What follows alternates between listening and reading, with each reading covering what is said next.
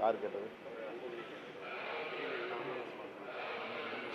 அவர் அவங்க அப்பா மீது என்ன அப்படி கேட்டுக்காரு? அதான் ராமதாஸ் மேலே என்ன பாசம் அப்படின்னு சொல்லி கேட்டிருக்காரு அன்புமணி. அது திமுக பாசம் என்பது ஒரு வலிமையான வார்த்தை. நாங்கள் குறிப்பிட்டது அந்த அடிப்படையால் அல்ல.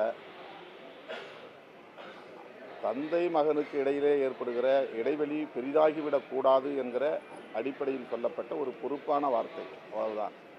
தந்தைக்கு இருக்கிற அனுபவத்தை அல்லது அவருக்கு இருக்கிற ஆளுமையை திரு அன்புமணி அவர்கள் பயன்படுத்தி கொள்ள வேண்டும் என்று சொன்னேனே தவிர வேறு எந்த நோக்கத்திலும் நான் சொல்லவில்லை. அந்த கட்சி எப்படியாவது போகட்டும் என்று நான் கருதவில்லை. அந்த கட்சியும் இங்கே எளிய மக்களுக்காக போராடுகிற கட்சி என்று நம்புவதால்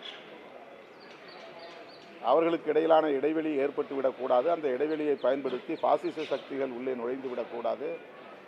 சனாதன பாசிஸ்டுகள் அதை தங்களுக்கு சாதகமாக பயன்படுத்தி கொள்ள முயற்சிக்கிறார்கள். எச்சரிக்கையாக இருங்கள்.